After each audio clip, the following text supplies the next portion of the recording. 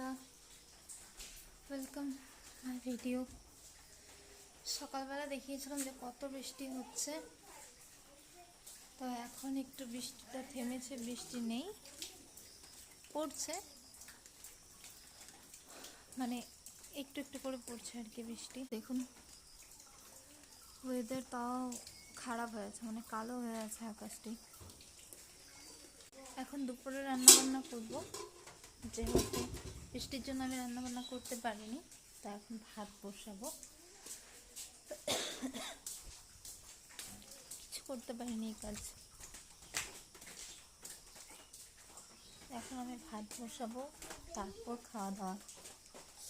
হাঁড়ি বসিয়ে দিলাম, এদিকে আমাদের চালও ধোয়া শেষ।